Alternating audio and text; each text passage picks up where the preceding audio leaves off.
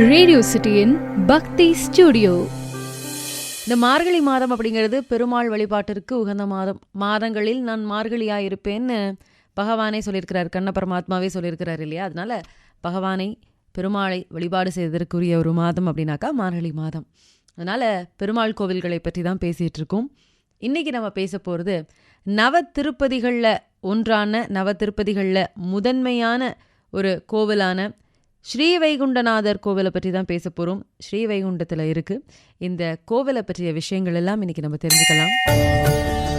ஆலய தரிசனம், ஆலய தரிசனம். மூலவர் ஸ்ரீ வைகுண்டநாதர், உற்சவர் ஸ்ரீ கள்ளபிரான், எங்கள் அம்பாள் வைகுந்த நாயகி, சோரநாத நாயகி அப்படின்னு சொல்லுவாங்க. தீர்த்தம் தாமிரபரணி தீர்த்தம், பிருகு தீர்த்தம், கலச தீர்த்தம். ஊர் ஸ்ரீவைகுண்டம் எங்கே இருக்குது அப்படின்னா தூத்துக்குடி மாவட்டத்தில் இருக்குது. நவ திருப்பதிகளில் முதன்மையானது இந்த ஸ்ரீவைகுண்டம் வைகுண்டநாதர் கோவில். இங்கே நம்மாழ்வார், மணவாள மாமுனிகள் மங்களாசாசனம் பண்ணியிருக்கிறாங்க. திருவிழா அப்படின்னு சொல்லும்பொழுது இந்த மார்கழி மாதத்தில் வரக்கூடிய வைகுண்ட ஏகாதசி அவ்வளோ விசேஷம். அதே மாதிரி தை மாதம் தெப்பத் திருவிழா நடக்குது. பெருமாளினுடைய மங்களாசாசனம் பெற்ற 108 திவ்ய தேசங்களில் இது 81வது திவ்ய தேசம். நவ திருப்பதி தலங்களில் முதலாவதான தலம் இந்த தலம். இது சூரியனுக்குரிய தலம். பொதுவாக நவ திருப்பதிகளும் ஒவ்வொரு திருப்பதியும் ஒரு கிரகத்துக்கு ஒரு கோளுக்குரியது. அதுபோல இது சூரியனுக்கு உரியது. இந்த திருத்தலத்தினுடைய தல வரலாறை பற்றி தெரிஞ்சுக்கலாம். நவ திருப்பதிகளில் முதல் திருப்பதியான ஸ்ரீவைகுண்டம் வைகுண்டநாதர் திருக்கோவில் பற்றி தான் இன்னைக்கு நம்ம பேசிட்டு இருக்கோம். ஆலய தரிசனம், ஆலய தரிசனம். நவ திருப்பதி தலங்கள்ல முதலாவதான இந்த தலம் சூரியனுக்கு உரியதுன்னு சொன்னேன் இல்லையா? இங்க சுவாமி இந்திர விமானத்தின் கீழ் நின்ற நிலையில காட்சி கொடுக்கிறார். கையில தண்டம் உண்டு, தலைக்கு மேல ஆதிசேஷன் குடையாக இருக்கார். சுவாமியோட தாயார்கள் கிடையாது. பிரகாரத்துல வைகுண்டவல்லி தாயார் சன்னதி இருக்கு. சித்திரை மற்றும் ஐப்பதி மாத பௌர்ணமி அன்னைக்கு காலையில பார்த்தீங்கன்னாக்கா சூரிய ஒளி வைகுண்டநாதர் பாதத்திலேயே விழுமாம். இதுக்கு ஏத்தா மாதிரி சுவாமி சன்னதி எதிர்க்க இருக்கக்கூடிய அந்த கொடிமரம் இருக்கு இல்லையா, அது பலிபீடம், இதெல்லாம் தென்புறம் விலகி இருக்கு. ஜாதகத்துல சூரியன் தொடர்பான தோஷம் இருக்கக்கூடியவங்க அந்த நிவர்த்திக்காக இங்க வேண்டிக்கிறாங்க.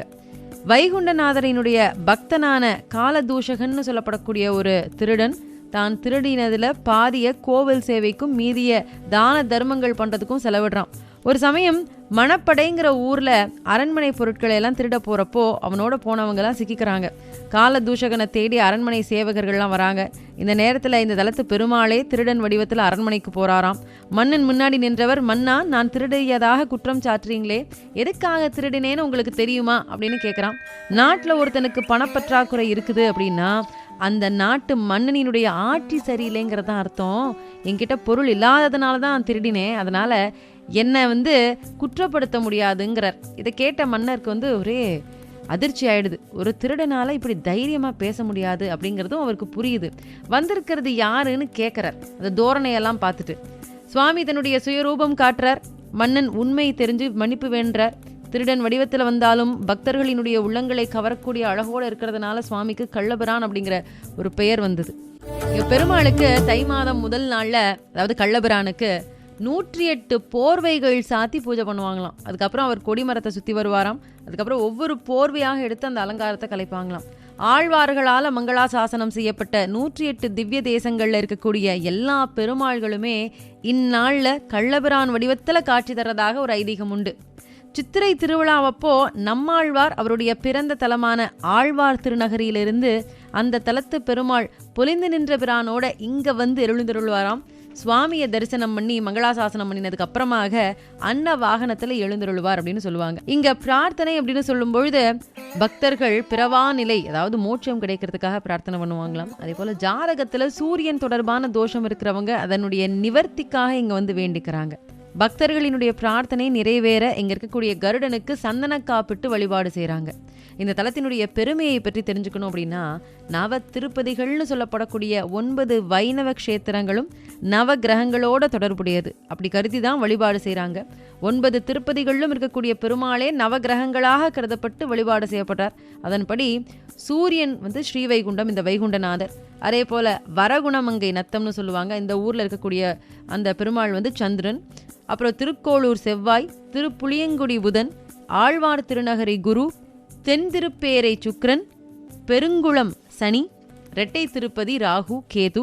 இப்படி சோழ நாட்டில் அமைஞ்சிருக்கக்கூடிய நவகிரகங்களுக்கு ஒப்பாக பாண்டி நாட்டு நவ திருப்பதிகள் நவகிரகங்களாக போற்றப்படக்கூடியது. இங்க பெருமாளே நவகிரகங்களாக செயல்படுறதுனால நவகிரகங்களுக்குன்னு தனித்தனியா சன்னதியெல்லாம் கிடையாது. அவங்களுக்கு இருக்கக்கூடிய கிரக தோஷங்கள் நீங்க நவ திருப்பதி வந்து வணங்கினால் வழிபட்டால் கிரகதோஷம் நீங்குங்கிற ஒரு நம்பிக்கை இருக்கு.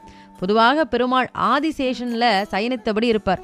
ஆனா இங்க ஆதிசேஷன் குடைபிடிக்க பெருமாள் நின்ற திருக்கோலத்தில் இருக்கிறது அப்படிங்கிறது தனி சிறப்பு. விஷ்ணுவினுடைய இருப்பிடம் வைகுண்டம், சிவபெருமானு கூறியது கைலாயம்.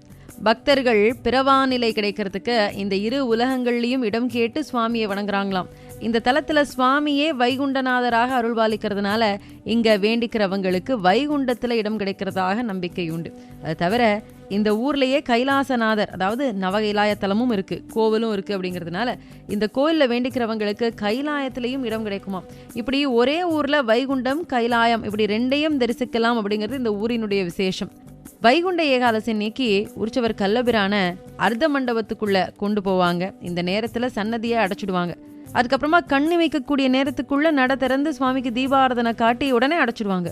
ஒரு சில மணித்துளிகளுக்குள்ள இந்த வைபவம் நடந்து முடிஞ்சிடும். இந்த நேரத்துல சுவாமியை தரிசித்தால் பிறவா நிலை கிடைக்கும், பிறப்பில்லா நிலை கிடைக்கும் அப்படிங்கிற ஒரு நம்பிக்கை இருக்கு. இதை மணித்துளி தரிசனம் அப்படின்னு சொல்லுவாங்க. சோமுகன்னு சொல்லப்படக்கூடிய அசுரன் பிரம்மா கிட்ட இருந்து வேத சாஸ்திரங்கள் எல்லாம் திருடிட்டு போயிடுறான். அதனால படைப்பு தொழில் நின்று போது வருந்திய பிரம்மா மகாவிஷ்ணுவை வேண்டி பூலோகத்துல தாமிரபரணி நதிக்கரையில தவம் இருந்தாராம். அவருக்கு காட்சி தந்த சுவாமி அசுரனை அழித்து வேதங்களை மீட்டு தந்தார். பிரம்மாவினுடைய வேண்டுதலுக்காக இங்கே எழுந்தருளி வைகுண்டநாதன்கிற திருநாமம் பெற்றார்னு இந்த தலத்துக்கு ஒரு வரலாறும் சொல்லுவாங்க. தென்னகத்தில் குறிப்பாக மதுரை, திருநெல்வேலி இந்த மாதிரியான பகுதிகளில் பார்த்தீங்கன்னாக்கா பால் பாண்டிங்கிற பெயரை மக்கள் அவங்களுடைய பிள்ளைங்களுக்கு சுட்டக்கூடிய வழக்கம் உண்டு. இது இந்த தலத்து பெருமாளினுடைய பெயர்னு சொல்கிறாங்க. பல வருடங்களுக்கு முன்னாடி இந்த கோவிலில் வழிபாடு இல்லாமல் மறைஞ்சு போயிருந்ததாம். சுவாமி சிலையும் ஆத்தங்கரையில் ஒரு இடத்துல புதஞ்சிருந்ததாம். அந்த நேரத்தில் இங்கே மேய்ச்சலுக்கு வந்த அரண்மனை பசு தொடர்ச்சியாக இங்கே இருந்த புத்துல பால் சுரந்ததாம். இதை தெரிஞ்சுக்கிட்டு வந்த பாண்டிய மன்னன் அந்த இடத்துல சுவாமி சிலை இருந்ததை பார்த்து கோவில் எழுப்பினானாம். அன்னையிலிருந்து தினமும் சுவாமிக்கு பால் அபிஷேகம் பண்ணி பூஜை பண்ணினானாம். இதன் அடிப்படையில் இப்போவும் தினமும் காலையில் அவருக்கு பால் அபிஷேகம் திருமஞ்சனமாக, அதாவது அபிஷேகமாக செய்கிறாங்க. பாண்டியன் பால் அபிஷேகத்துக்கு ஏற்பாடு பண்ணினதுனால இந்த சுவாமிக்கு பால் பாண்டிங்கிற ஒரு பெயரும் உண்டாம். அதனால தான் இந்த சுற்று வட்டாரத்தில் இருக்கக்கூடியவர்கள் அவருடைய பிள்ளைக்கு பால் பாண்டி அப்படிங்கிற பெயர் வைக்கிறது ஒரு வழக்கமாக உண்டு. ரேடியோ சிட்டியின் பக்தி ஸ்டுடியோ.